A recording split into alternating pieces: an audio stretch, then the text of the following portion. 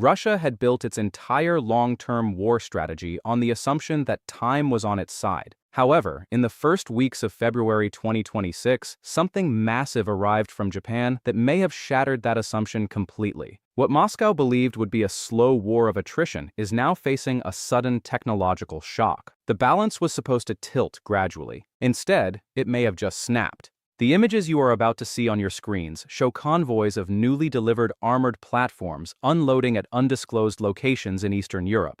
What you see is not routine military aid. The footage reveals advanced systems moving under heavy escort, their markings partially concealed, their configurations unlike anything previously deployed in this theater. Satellite imagery confirms rapid dispersal patterns, suggesting immediate operational integration rather than long-term storage. This is not preparation. This is deployment. On February 9, 2026, defense tracking agencies began identifying unusual cargo flights originating from multiple Japanese military-industrial hubs, including facilities in Nagoya and Kobe. Within 48 hours, these shipments were confirmed to have reached European transit corridors. According to preliminary intelligence assessments compiled by the Institute for the Study of War, the deliveries included components linked to next-generation mobility platforms, advanced battlefield robotics, and precision support systems. By February 12, reports indicated that at least 3 operational brigades had begun integrating these systems into their combat structures. The timing of this transfer is critical. It coincided with a phase in which Russian forces were attempting to consolidate gains through sustained artillery pressure and gradual territorial advances. Moscow's doctrine relied heavily on predictable supply chains and attritional tactics designed to exhaust opposition forces over time.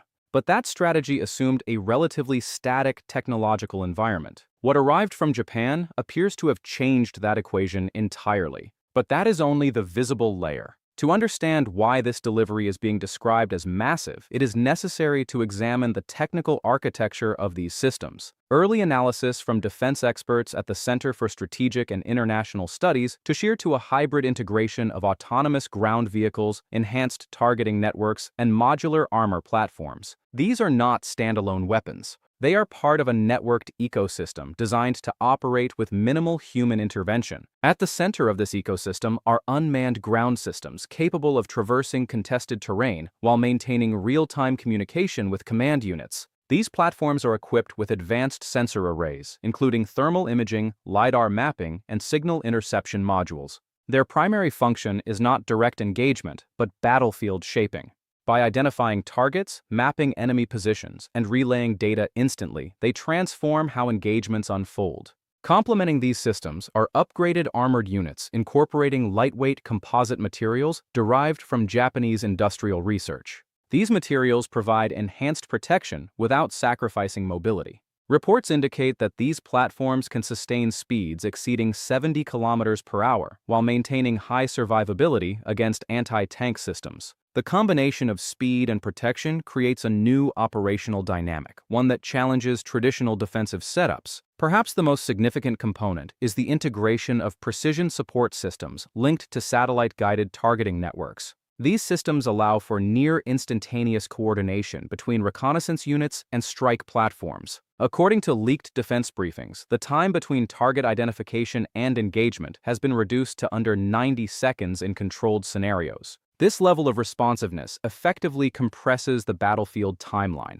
Russian electronic warfare capabilities, long considered a key advantage, appear to struggle against these systems. The reason lies in their design. Many of the communication links operate on frequency-hopping protocols combined with optical backup channels. This dual-layer communication reduces vulnerability to jamming. In some cases, fiber optic tethering has been observed in localized deployments, making interception nearly impossible. This brings us to the most critical turning point. Russia's war strategy has been built on controlling tempo. By dictating the pace of operations, Russian forces aimed to wear down opposition through sustained pressure. But the introduction of high-speed, networked systems disrupts that control. Tempo is no longer dictated by artillery cycles or logistical constraints. It is dictated by information flow. The immediate impact is visible on the ground. Engagements that once unfolded over hours are now resolved in minutes. Defensive positions are identified and neutralized before they can be reinforced.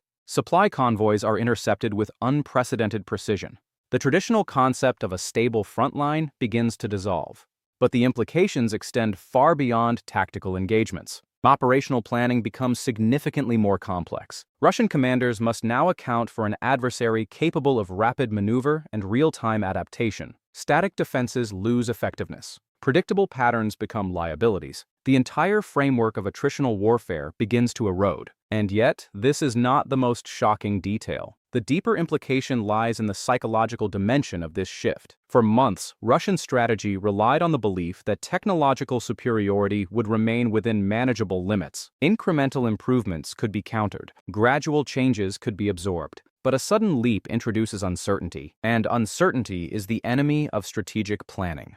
Historical parallels begin to emerge. During the late stages of the Cold War, sudden technological breakthroughs often forced rapid doctrinal adjustments. The introduction of precision-guided munitions, for example, fundamentally altered military thinking. What we are witnessing now may represent a similar towel, a moment where established assumptions no longer hold. Economic factors also play a role. Japan's industrial capacity allows for sustained production of high-tech systems. Unlike smaller suppliers, it can maintain output levels that support prolonged deployment. This introduces a new variable into the conflict equation. Supply is no longer limited by regional constraints. It is backed by one of the world's most advanced manufacturing bases. Alliance dynamics further amplify this effect. The involvement of Japanese systems signals a broader alignment of technological resources. It suggests that the conflict is no longer confined to regional actors. Instead, it reflects a shabakad of Tarawan extending across continents. This networked support structure enhances resilience and complicates countermeasures. But beyond the strategic calculations, there is a human story unfolding. Soldiers encountering these systems for the first time describe a battlefield that feels fundamentally different. Reports share to units facing targets that move faster, react quicker, and operate with a level of coordination that seems almost mechanical. The psychological impact of facing such systems cannot be underestimated. Footage from the front lines shows rapid engagements where positions are overrun before reinforcements arrive. The surat of these amaliyat creates a sense of unpredictability.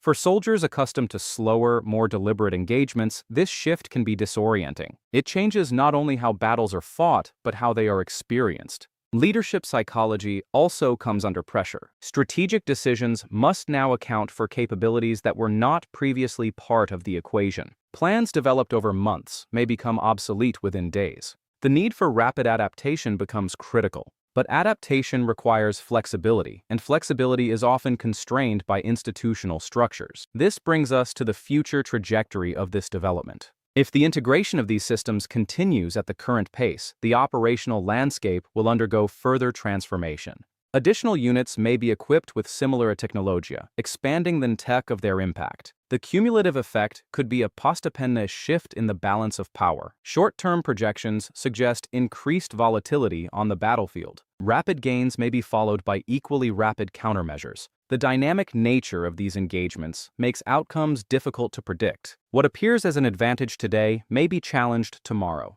Medium-term implications include potential doctrinal changes. Military planners may need to rethink traditional concepts of defense and offense. The emphasis may shift toward mobility, surat, and information dominance. This could influence not only current operations, but future military tafkir.